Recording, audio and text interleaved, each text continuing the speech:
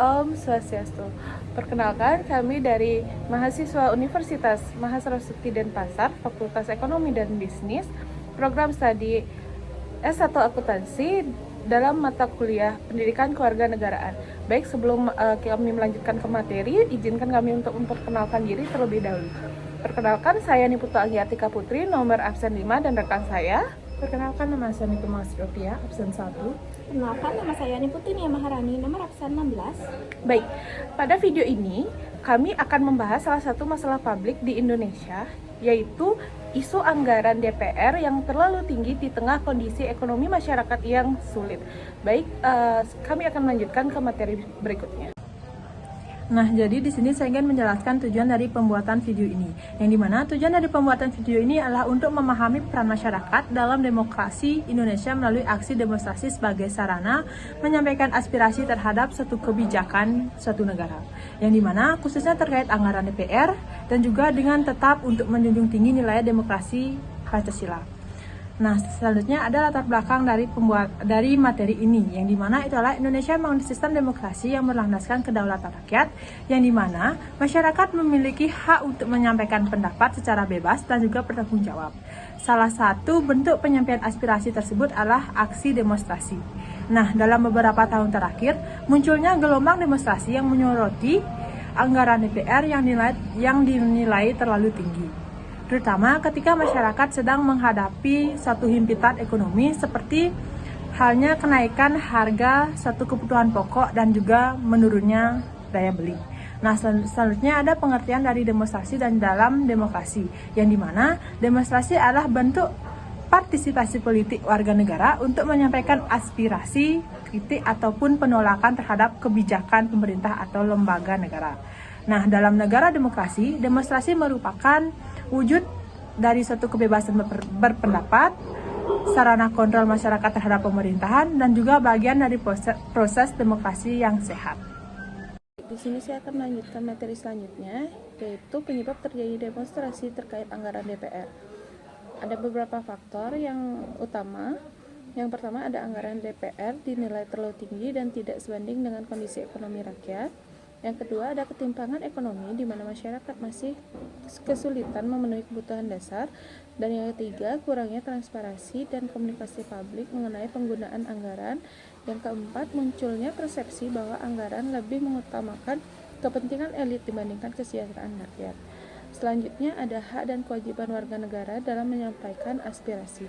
Dalam konteks demonstrasi, terdapat harmonisasi antara hak dan kewajiban warga negara, yaitu yang pertama, hak warga negara di mana menyampaikan pendapat di muka umum, mengkritik kebijakan pemerintah, dan mendapatkan keadilan dan kesejahteraan. Yang kedua, ada kewajiban warga negara. Yang pertama, ada menyampaikan aspirasi secara damai dan tertib, menghormati hukum dan ketertiban umum.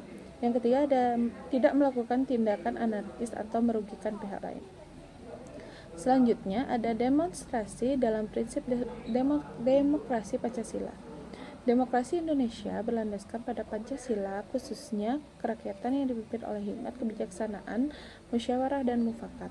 Oleh karena itu, demonstrasi seharusnya menjadi sarana dialog antara rakyat dan wakil rakyat, mengedepankan etika, kesantunan, dan tujuan bersama, serta mendorong pemerintah dan DPR untuk melakukan evaluasi kebijakan secara bijaksana. Nah, materi selanjutnya adalah identifikasi kasus atau permasalahan publik, yang dimana salah satu masalah publik yang banyak disorot oleh masyarakat adalah besarnya anggaran DPR. Seperti yang pertama, anggaran perjalanan dinas. Yang kedua, fasilitas dan tunjangan anggota DPR. Nah, melalui sumber berita dari kompas.com, /tempo.co/CN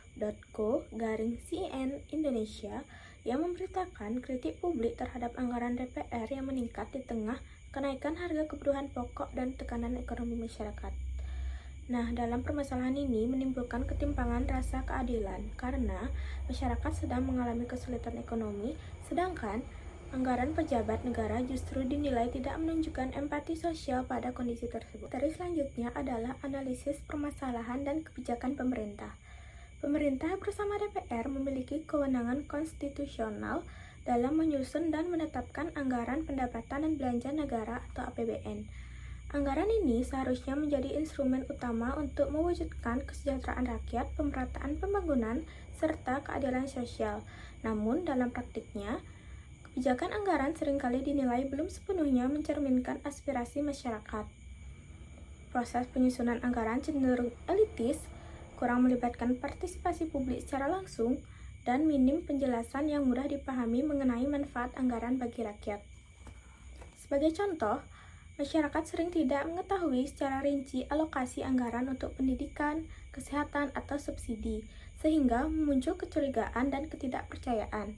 Selain itu, pembahasan anggaran lebih banyak dilakukan di ruang-ruang formal DPR tanpa mekanisme konsultasi publik yang kuat.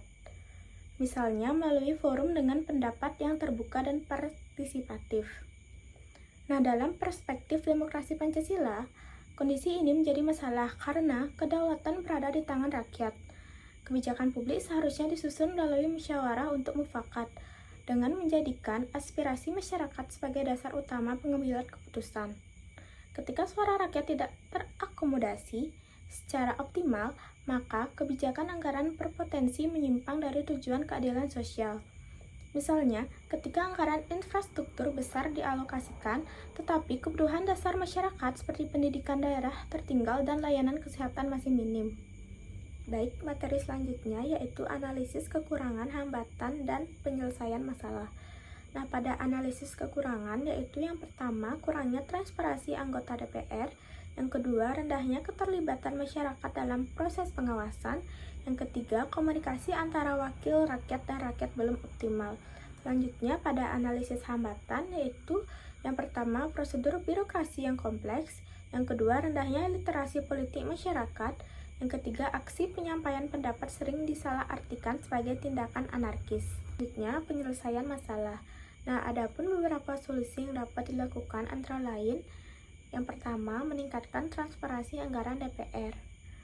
Meningkatkan transparansi anggaran DPR melalui publikasi laporan anggaran yang mudah diakses dan dipahami, misalnya dalam bentuk infografis digital. Selanjutnya, yang kedua, membuka ruang dialog dan musyawarah publik. DPR juga perlu membuka ruang dialog dan musyawarah publik, seperti forum konsultasi masyarakat sebelum penetapan anggaran. Selanjutnya, yang ketiga, mendorong aksi demokrasi yang damai, santun, dan bertanggung jawab. Yang keempat, edukasi masyarakat tentang hak dan kewajiban warga negara. Nah, edukasi politik kepada masyarakat juga harus diperkuat, baik melalui pendidikan formal maupun media sosial, agar masyarakat memahami hak dan kewajibannya. Baik, di sini saya akan membacakan kesimpulan dari materi yang kami bahas. Aksi demonstrasi masyarakat Indonesia dalam menyuarakan masalah anggaran DPR merupakan salah satu bentuk nyata dari kedaulatan rakyat dalam sistem demokrasi.